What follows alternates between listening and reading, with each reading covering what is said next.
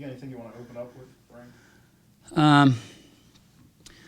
It was a tremendously satisfying win.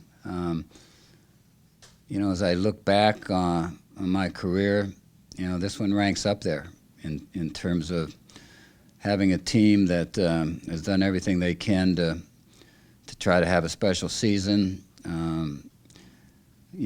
Lost 3 of the first 4 games, and then go into a difficult situation up there in Buffalo. You're playing against a very good program, a very good football team, well coached, and I think a lot of teams find it difficult to play there. We've had strange things happen there, as we've discussed, and so to have them win it and win it the way they did, and to play as hard as they did for 5 quarters, I guess, is about as good as it gets in my mind. Could you describe what it means to your, as the head coach, your mental well-being, knowing you have specialists like Michael Farkas, like Louis Zervos? What, I don't know, the ease of mind that you operate with on game days, knowing you have those guys? Yeah. Well, they've been special, and really throughout their course of time here. Louis been very consistent for us over the years here. Has won ball games for us in terms of getting it done right at the end of a game and under pressure kind of situations. Michael has been able to change the field for us in terms of field position more than maybe any kicker I can recall. I think he had 3 punts that were inside at least the 20, maybe I don't know if all 3 were inside the 10, but they were right there. And we did win the field position battle, which was critical, and we won it by quite a bit.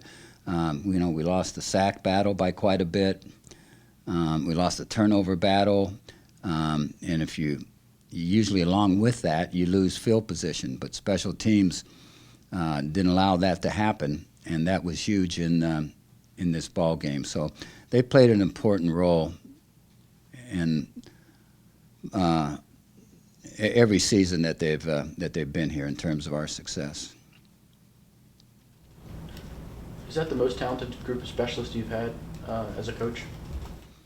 I think across the board could very, very well be. We had some good ones at Nebraska, obviously, but these guys I think would measure up, certainly. There's been talk all season long about your running back position and kind of going by committee and waiting for someone to claim the job really full time. Did we see O'Shawn do exactly that with the way he held up on Saturday? Yeah, he's gotten off to a great start. Obviously, missing a game hurt us. Julian missing some games, not only this season but through his career here, has been tough on us. Julian should be ready to go this next week, we think, and so that's a difficult situation. O'Shawn has played really very, very well. Julian obviously has been hampered because of injuries, but has shown well when he's played for us. So I think we're and Demontre didn't get many snaps, but did a good job, and I think he's capable of giving you the big play.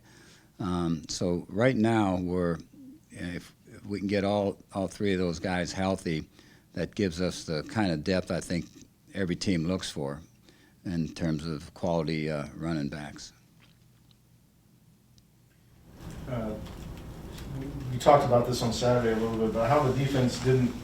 You look at the stat sheet. You didn't have a sack. You didn't have a tackle for a loss. You had the 1 turnover. So you didn't have these big havoc plays, but in a lot of ways this was probably your best effort, play after play after play, and being able to give yourselves a chance to win defensively. I agree.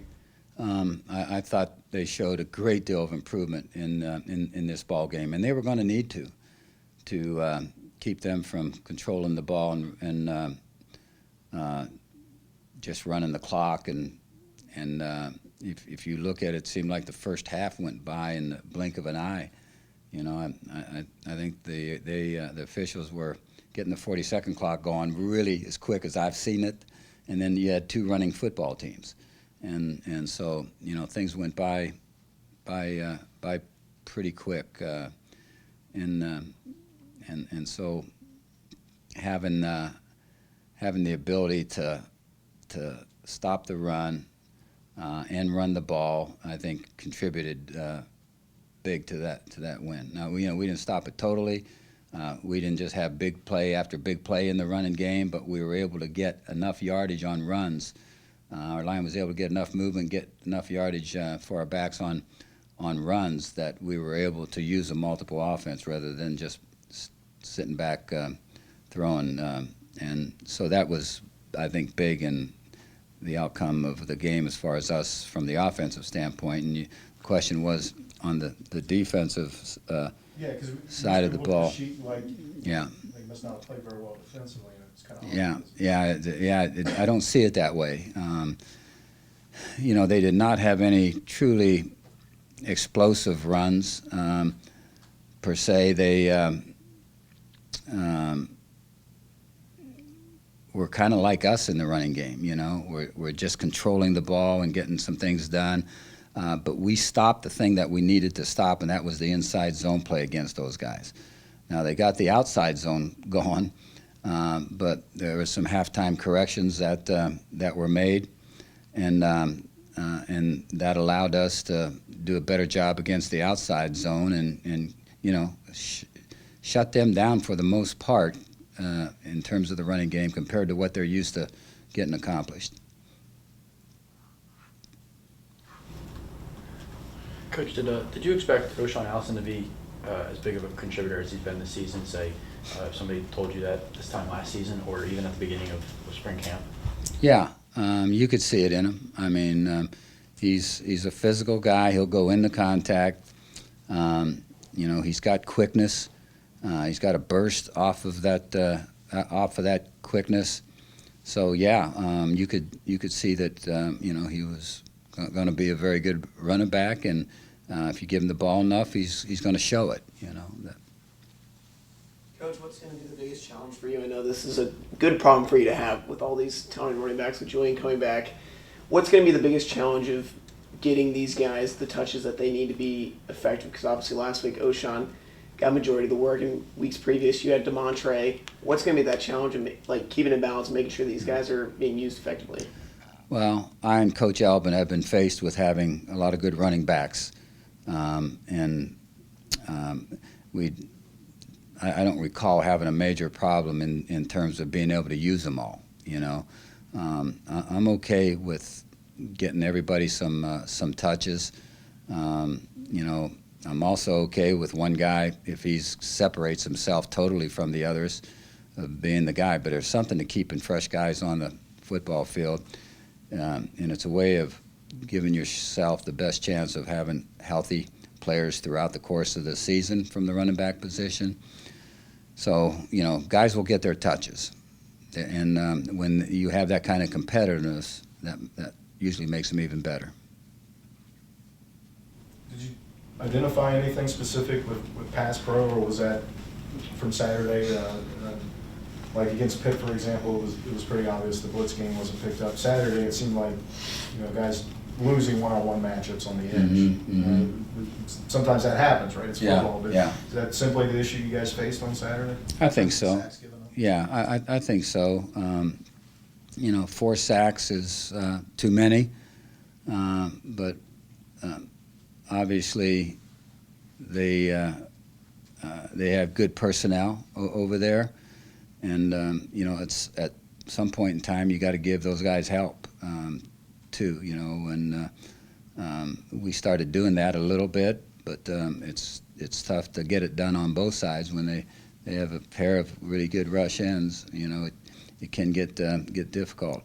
You know, there was some good moments for our tackles on some of those guys, you know, but you get enough snaps and those guys are going to show their ability, and you got to find ways to give guys help. Coach, how much preparation did you put into facing Kyle Ventries over Matt Myers? I know Myers got banged up in the game before last week. Yeah. And there wasn't a whole lot, I guess, to really review about Ventries, but Yeah. how much preparation Well, did you kind of put into? yeah, I don't think they're different style of quarterbacks. You know, they're pretty much the same style.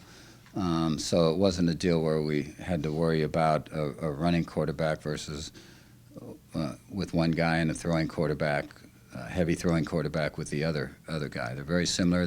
Lance uses them the same way. So it really didn't matter to us. Obviously, I'm not sure what the injuries were, what extent they were, but we figured that we might see both anyway. Were you more concerned about the potential for maybe like on a 4th and short or 4th and pretty close to the chains for a fake punt or something like that, since he's also their starting punter? Mm-hmm. Was there any concern about that? Yeah, but to be very honest with you, we have that concern for every game, every opponent, because nothing can demoralize you quicker than an onside you're not ready for, a fake punt that you're not ready for. So I think our coaches do a really good job of preparing each week for the possibility of those. Now, I'm going to knock on something because, when you say that, then all of a sudden something pops up, but our guys work at it. I know that. So we won't be surprised if something happens like that. Getting ready for Northern Illinois, how different are they from a year ago in terms of what they do, what they like to do? They've changed the coaching staff over since last season. Is it like getting ready for somebody new, or is there still something about them and their style that is carried on? Well, their coach was a very talented running back for them, and so he knows what has won at that school, and so to me, I don't think they're trying to have a new identity. I think they're trying to be what Northern Illinois has been, and they're recruiting really good players, and so you're going to get the same philosophy, I think, in terms of hard-nosed football. They like to run, but they're talented. They've got talented receivers. They can throw. Defense, they're a strong, physical defensive football team. That's been their trademark, and I think that's what they want to be. This is something you get asked about every year, but how do you balance the pomp and circumstance of homecoming week with making sure your players are as focused as they need to be for the task at hand? Yeah. I think some years you may have to worry a little bit more than others. I'm not all that worried about homecoming. In fact, I'm kind of glad to have a homecoming, and hopefully it's a great day weather-wise, and we have a ton of people here. It's a great time for people to come back and renew friendships on campus and bring back a lot of memories, and so I think it's good for everybody. It's good for us to have those people in the stands, and so I don't see it as a negative necessarily in terms of attention. I can do a pretty good job of getting their attention, and so I don't see that being a problem with this group. They're really in tune to wanting to be good, and they're smart guys, and so they're not going to be doing things that take themselves out of a game. Well, it's only been a couple of days, but did you get a sense from your players that I don't know if a weight lifted off their shoulders is the right way to put it, but you got that first win. You got that first win in conferences. I don't know, relax or exhale, however you want to describe it. Did you get a sense of that following the win at Buffalo? Our guys were happy, man. They were jumping up and down. Number one, because Northern Illinois is a great program in our conference. It's never easy. Buffalo. It's never easy to to beat Buffalo. It's never easy to beat them up there. They had their work cut out for them. They went and they got that accomplished. So I think in some ways they do feel a little relieved that they're back on the winning track. And now the idea is to stay on that track. Coach, does scouting a team and maybe reviewing stats, is that job any harder when they play 3 Power 5 schools and when going up against teams that you know are pretty tough? You know, you're a ways into the season, and so you kind of get a feeling for a team regardless of their schedule. But yeah, they've had a tough schedule. Obviously, you know, you look at Vanderbilt, you look at Nebraska, you look at Utah, who's really a good football team. You know, the Ball State loss was, I'm sure, very, very tough on them, and you know, they were ahead in that ball game, and to lose it in the second half is not characteristic, and so of them, and so they'll be upset. They'll be wanting to get back on track. You have a loss in MAC play, you know, that makes you a little bit more aggressive in terms of wanting to get something done and change that around and get back on the winning track. So again, similar to the Buffalo game, we'll be facing their best shot. Coach, the difference last year for this team to get to the MAC East, get to Detroit, came down to a few possessions in close games. Is that what made this game even more worthwhile, that you guys were able to squeak out a win on the road, go to overtime, and just make the plays necessary to get the job done?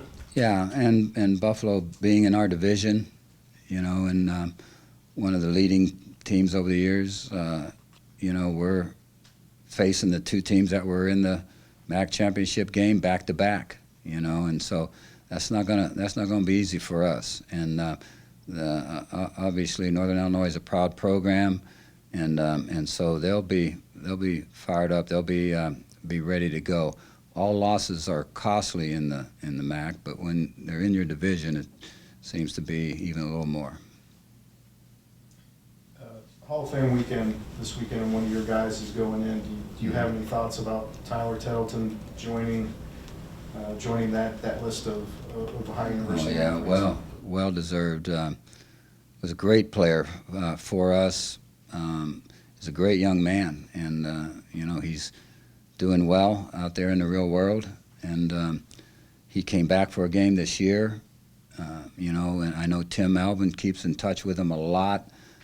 You know, they're both Oklahoma guys, and so Tyler and I text back and forth every now and then. He's just a great guy. We were fortunate to have him in our program. Supplied tremendous leadership for us. It's great to see him get in the Hall of Fame. It's certainly well deserved. Anything else?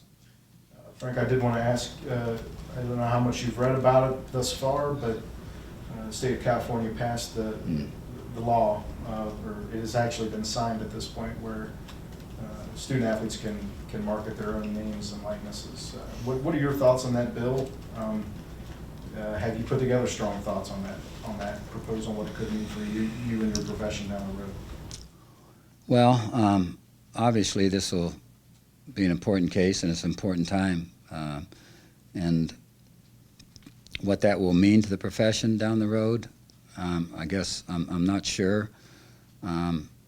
Right now there seems to be a thought that, you know, getting too far away from what's been established and what's happening now might be a tough thing for the sport, might be a tough thing for the NCAA as to knowing how to handle this.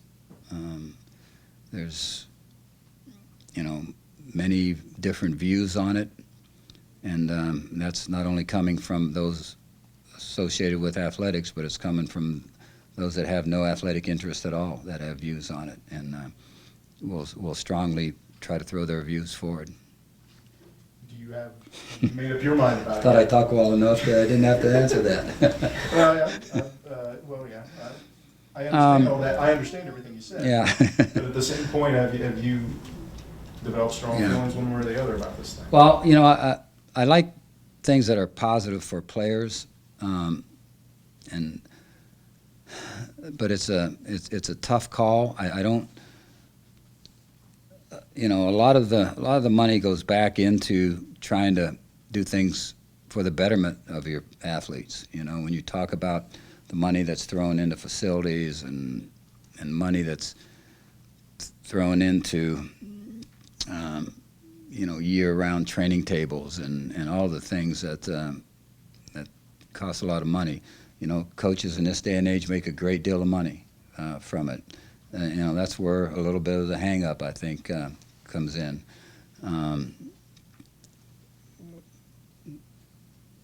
You know, trying to have it work for the players in a manner that's going to open that up for them.